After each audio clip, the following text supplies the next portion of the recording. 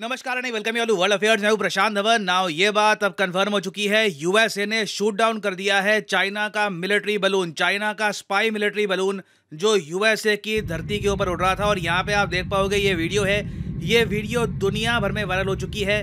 China में लोग इसकी आलोचना कर रहे हैं, ताइवान, यूएसए, जापान जैसे देशों में लोग तालियां बजा रहे हैं। इवन इंडिया में मैं देख रहा था लोग सेलिब्रेट कर रहे हैं कि चाइना को एक प्रॉपर रिस्पांस दिया गया। नहीं तो देखिए जो हो रहा था ना, बहुत अजीब। चाइना का जो ये मिलिट्री स्पाई बलून है, ये यूएसए के एयर स्पेस को वायलेट करके यूएसए के आगे निकलने वाला था, मगर लास्ट मोमेंट पर जो बाइडेन ने ऑर्डर दिए, यूएसए ने अपना अत्याधुनिक F-22 रैप्टर यूज किया। जी हाँ, F-22 रैप्टर।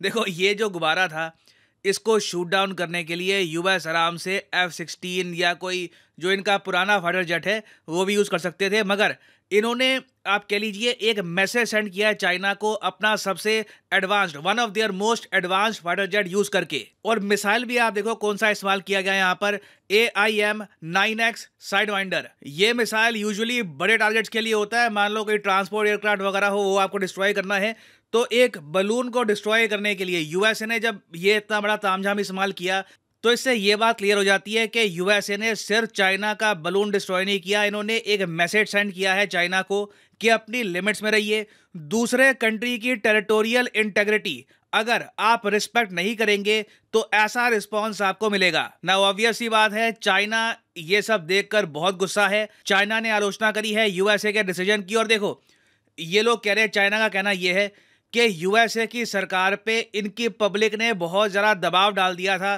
कि रिएक्शन करो, रिएक्ट करो, और तब जाकर यूएसए ने ये स्टेप लिया है। नहीं तो चाइना के हिसाब से एक सिविलियन बलून को इस तरीके से डिस्ट्रॉय करने की आवश्यकता नहीं थी। नाउ यूएसए पर जो बाइडेन पे इन पर्टिकुलर क्या प्रेशर था समझाता हूं आपको।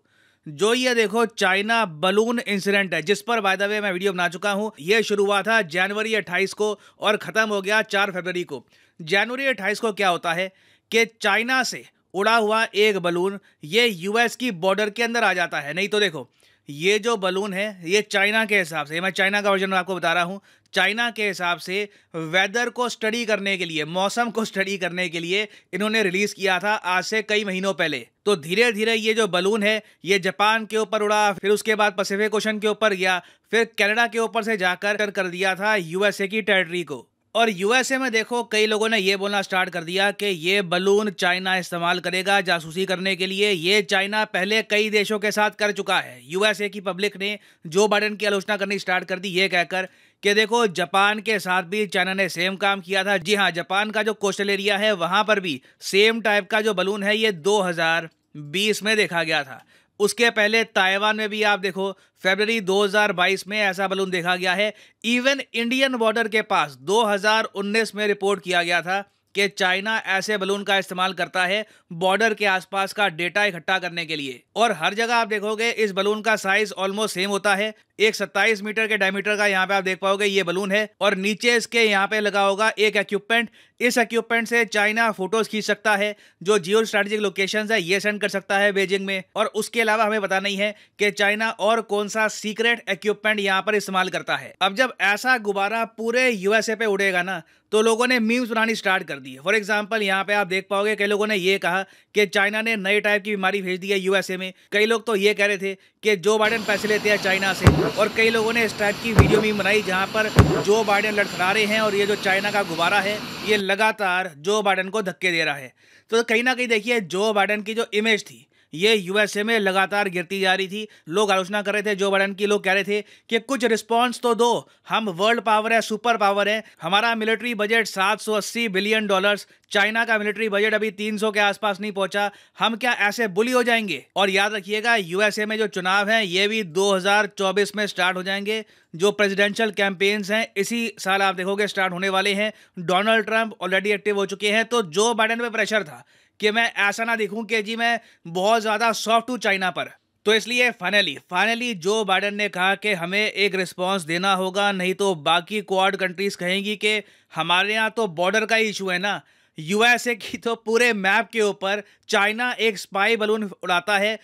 यूएसए खुद कहता है कि ये हमारी वायलेशन हुई है हमारे एयर स्पेस की। चाइना भी कहता है कि हाँ हम मानते हैं वायलेशन हुआ है, मगर ये हमारा करने का मकसद नहीं था, ये गलती से वायलेट हो गया आपका एयर स्पेस। तो इतनी सारी चीजें अगर यूएसए के साथ हो जाएगी तो बाकी कंट्रीज चाइना के सामने झुक जाएंगी। तो इन दी एंड क्या होता है कि जब ये गुब्बारा जो एंटर हुआ था यूएसए के नॉर्थ से, देखो यहां से ये जो एरिया है, यहां से इस गुब्बारे की एंट्री हुई, पूरे यूएसए के जो आप कह लीजिए सेंट्रल रीजन है वहां पर जो इनकी स्टेट्स है उसको इस गुब्बारे ने कवर किया। और फिर ये जो रीजन है ना कैरोलिना का रीजन, यहां पर जब ये गुब्बारा पहुंचा तब यूएसए ने इस गुब्बारे को शूट डाउन किया है। अब ये जो रीजन है ना कैरोलिना का, यहाँ पे 2 स्टेट्स आपको मिलेगी, नॉर्थ कैरोलिना, साउथ कैरोलिना। तो यूएसए ने कहा है कि हम लोग वेट कर रहे थे कि कब ये गुब्बारा यहाँ पर पहुंचे, क्योंकि पहली बात तो इस इलाके में आबादी थोड़ी सी कम है और यहाँ पर बहुत सारी वाटर बॉडीज भी है। तो कल को इस गुब्बारे को ये लोग शूट डाउन करेंगे तो जो इसका मलबा है ये सीधा पानी में गिरेगा, ये किसी सिविलियन को डैमेज नहीं करेगा। अब खैर ये तो था यूएसए का रिस्पॉन्स। चाइना देखिए इस बात को लेकर बहुत गुस्सा है। चाइना ने कहा है कि हम स्ट्रांगली डिसअप्रूव करते हैं और प्रोटेस्ट करते हैं शूट डाउन को। यूएसए ने बस अपनी मिलिट्री पावर दिखाई है एक सिविलियन गुब्बारे पर। यह चाइना का बार बार कहना है कि यह था एक सिविलियन इक्विपमेंट, यूएसए को इस तरीके से मिलिट्री एक्शन नहीं लेना चाहिए था। मगर अगेन हम क्लियरली देख सकते हैं कि चाइना को ना टेरिटोरियल इंटेग्रिटी का कॉन्सेप्ट समझ नहीं आता। इनके लिए दुनिया क्या है कि मेरी बॉर्डर बिल्कुल सिक्योर रहेगी मगर इंडिया, यूएस, बाकी कंट्री की जो बॉर्डर है उनको मैं रिस्पेक्ट नहीं करूंगा। क्योंकि ये जो इनका रिस्पॉन्स है ना, इससे ही दिखता है कि ये लोग एक देश का एयर स्पेस वायलेट करके, क्योंकि जब ये गुब्बारा यूएसए में एंटर हो रहा था तब चाइना को पता था कि ये गुब्बारा यूएसए में आ रहा है, इन्होंने एक बार भी यूएसए को वार्निंग नहीं दी, सीधा सीधा यूएसए का एयर स्पेस वायलेट किया। कई दिनों तक इनका एयर स्पेस वायलेट करते रहे और लास्ट में अब ये कह रहे हैं कि हम जवाब देंगे। जी हाँ, चाइना कह रहा है हम जवाब देंगे। लिटरली ये कह रहे हैं कि हम इसका रिस्पांस आपको देंगे। ये ताइवान के आसपास हो सकता है या जापान के आसपास, और ये चाइना को करना पड़ेगा क्योंकि यूएसए ने ओवर रिएक्शन किया है। चाइना का कहना यह है कि अगर यूएसए का मीडिया, इनकी पब्लिक इतना जरा प्रेशर ना डालते जो बाइडेन पर, तो शायद जो बाइडेन भी ये मिलिट्री एक्शन ना लेते। अब यहाँ पे आप कहोगे चाइना रिस्पॉन्ड कैसे करेगा? मेरे हिसाब से देखिए 90% चांस है कि यूएसए के जो सी गार्डियन ड्रोन हैं जो काफ़ी बार साउथ चाइना सी में उड़ते हैं, चाइना इनमें से किसी ना किसी एक ड्रोन को शूट डाउन कर सकता है। मुझे पता नहीं ये कब होगा, कल होगा, 3 महीने बाद, 5 महीने बाद, मगर इसके चांसेस अब बहुत बहुत ज़रा हाई हैं। क्योंकि शी जिनपिंग की जो जनता है वो भी उनसे पूछेगी कि यूएसए ने हमारा बलून इस तरीके से शूट डाउन किया, दुनिया को दिखाकर F-22 यूज़ करके हमें भी कहीं ना जवाब देना होगा। हमारी प्राइड का सवाल है। और शी जिनपिंग वैसे ही काफ़ी प्रेशर में रहते हैं because of covid Taiwan issue. तो चाइना को कहीं ना कहीं कुछ करके दिखाना होगा और ये करेंगे। ये मैं आपको कह सकता हूँ, या तो यूएसए का ड्रोन या जापान के पास कुछ खास ड्रोन्स है नहीं, ताइवान के आसपास ये बॉम्बिंग कर चुके हैं।